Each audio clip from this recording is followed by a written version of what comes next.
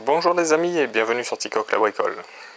Aujourd'hui, pas de mystère pour la vidéo, on va parler de crémaillère. Effectivement, on va changer la crémaillère de direction sur la 307cc. Parce que lors d'un petit check-up, je me suis rendu compte qu'il y avait du jeu dans la crémaillère du côté conducteur, côté gauche, en étant dans le véhicule.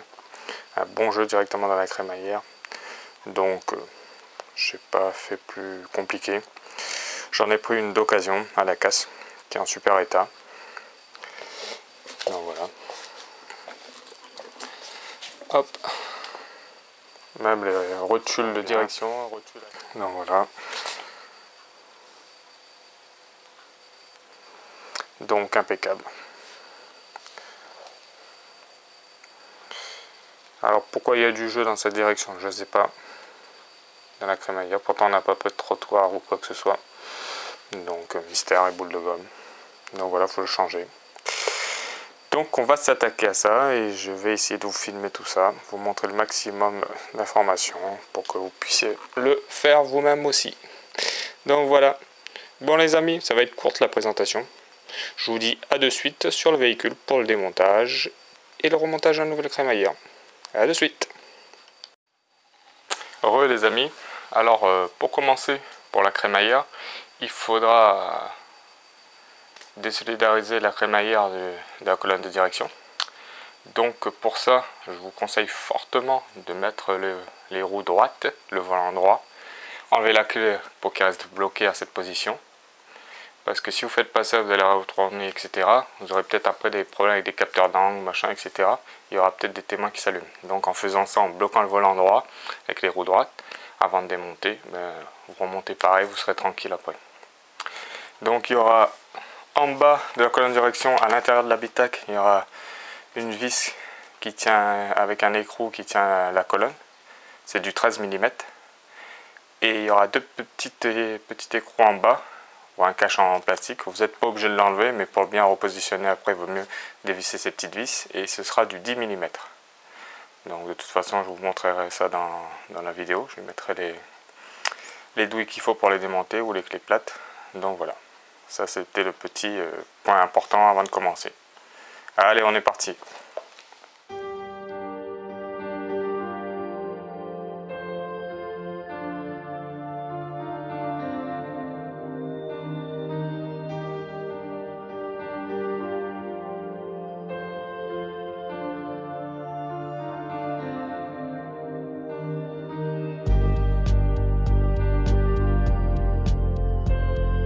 Heureux les amis.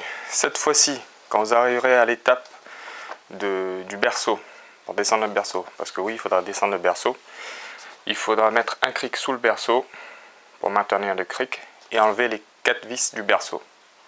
4 vis, donc c'est de l'étoile en E16 femelle, en E16. Donc je vous mettrai ça aussi sur la vidéo. Il y a 4 vis enlevées et le berceau il descend. C'est pour ça qu'il faut un cric dessous pour pas abîmer les rotules, etc. qui tiennent encore le berceau. Donc voilà. Et en enlevant les 4 vis et en faisant descendre doucement avec le cric, et quand vous aurez dévissé la crémaillère, vous pourrez la sortir du côté conducteur, côté gauche, qu'il faudra le sortir. Ce sera le plus simple. Donc voilà. Étape suivante, quand vous aurez dévissé les 4 vis du berceau avec le cric dessous, on n'a pas oublié d'enlever la grosse vis qui tient le cylinder block anti-couple pour le moteur, qui empêche le moteur de basculer dessous. Il faudra enlever cette vis aussi pour le désolidariser du cylinder block pour qu'on puisse descendre le berceau aussi. Donc ça, ce sera du 16 mm, lui de 16 mm. Donc j'essaierai de mettre ça aussi. Vous aurez la prochaine étape aussi, suivant ça, ce sera enlever le pare-chaleur. Il y a un petit pare-chaleur au-dessus de la crémaillère, il faudra juste le déclipser et le mettre sur le côté. Quand vous aurez mis ça sur le côté, vous le laissez là. Faites attention de ne pas l'écraser. Surtout, ne le déposez pas, ne le mettez pas par terre parce que vous risquez de l'oublier. Après, vous pouvez le faire, hein, mais ne pas l'oublier de le remonter après, quoi. Donc voilà. Allez les amis, à de suite.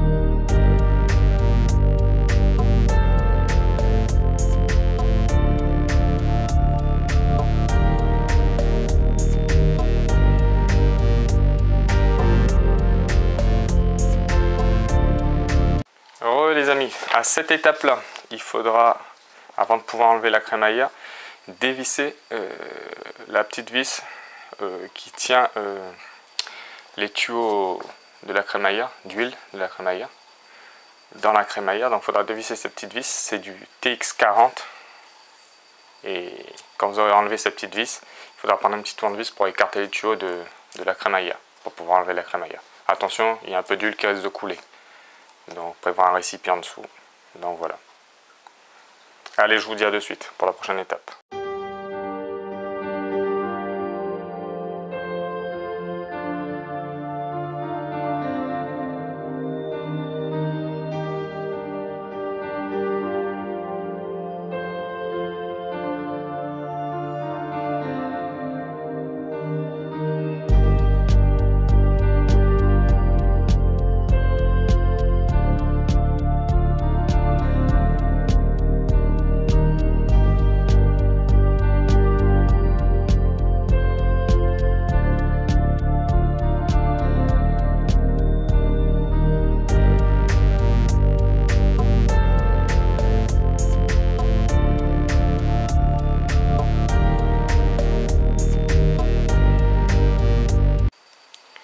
Alors les amis, pour la prochaine étape, quand vous aurez enlevé le tuyau qui connecte la crémaillère pour l'huile, il faudra désolidariser la crémaillère du berceau.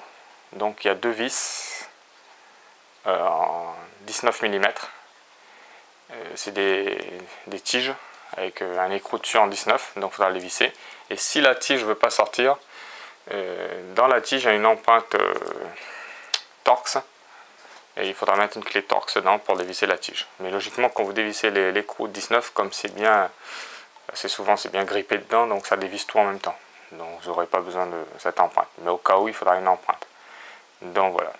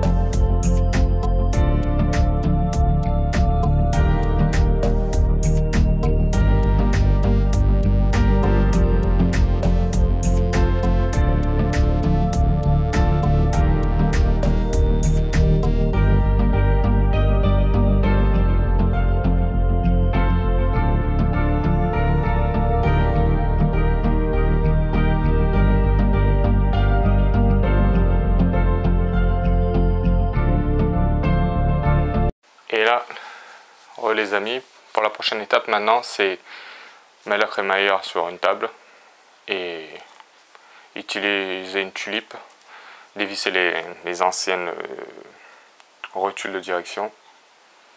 Donc pour ça, vous prenez les clés qu'il faut. Prendre une tulipe ou une pince à griffe, mais bon, avec la tulipe, la clé spéciale pour dévisser les rotules axiales, c'est mieux. Vous mettez ça, vous enlevez les rotules axiales, vous changez les rotules axiales et vous remontez la crémaillère comme ça, sans les rotules de direction. Les rotules de direction, vous les mettrez sur le véhicule. Comme ça, ce sera plus facile pour remonter les tours, bien caler à peu près avant de faire une géométrie. Donc voilà. À cette étape-là, il y a ça à faire. Si vous faites ça, déposer, vous démontez les rotules axiales, vous remettez les rotules axiales neuves, vous serez tranquille. Parce que sur le véhicule, c'est une galère après pour mettre les soufflets et tout, de protection, etc. C'est une galère. Donc autant le faire déposer et changer les rotules axiales, déposer. Parce que les rotules de direction, c'est facile après de les mettre sur le véhicule. Et conseil, si vous déposez la crémaillère, changez les rotules axiales des deux côtés et les rotules de direction. Comme ça, vous repartez sur du neuf, vous n'êtes pas embêté. Si le soufflet est abîmé, pareil, changez-le. Et avec les soufflets, pour tenir un soufflet, mettez vraiment les bagues en ferraille, mettez pas des Colson, parce que avec la graisse et tout, ça bouge assez souvent. Ça tient un temps, mais après, au fur et à mesure, ça bouge, et après, l'eau, la saleté et tout rentre dedans, et ça peut abîmer la crémaillère. Et les rotules axiales, d'ailleurs. Donc voilà. Allez les amis, à de suite.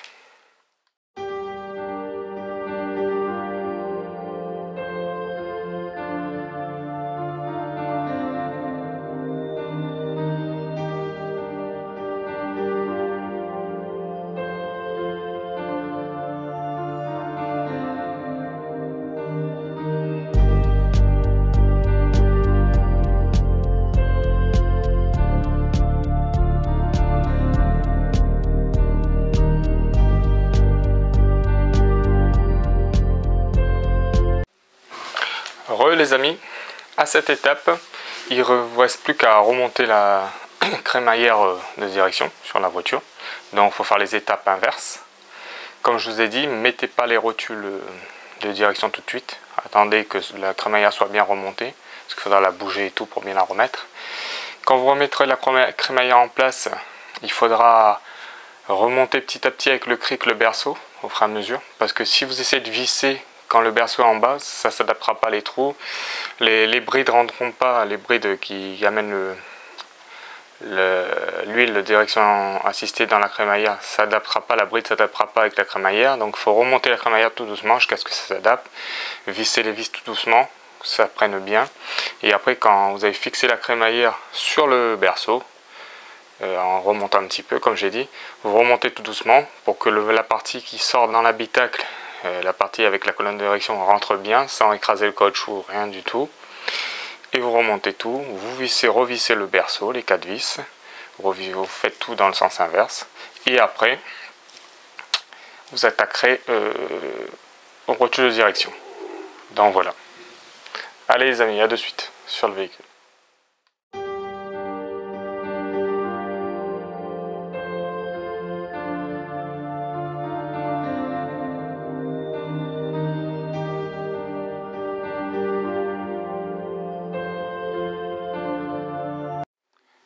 Les amis, on est sur la dernière ligne droite. Donc là vous avez remonté la crémaillère de direction sur le berceau, vous avez refixé le berceau. Il ne reste plus maintenant qu'à fixer les rotules de direction. Rotules de direction que vous avez compté les tours sur l'ancienne quand vous avez démonté pour avoir une géométrie à peu près bon pour aller la refaire au garage. Donc vous revissez, vous fixez tout ça, vous bloquez et le tour est joué. Et après, il ne vous reste plus qu'à faire une géométrie pour ça, quoi. Donc les amis, je vous dis à de suite sur le véhicule.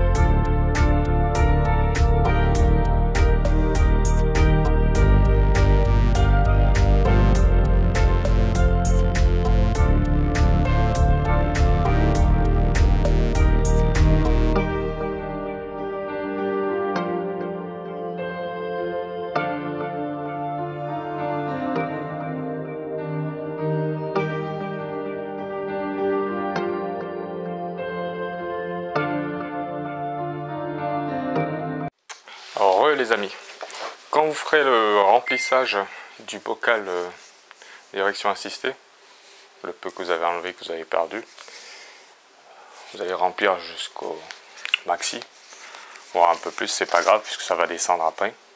Donc je vous donne la procédure que Peugeot donne. Donc quand les roues, vous n'aurez pas remis les roues, tout sera remonté pour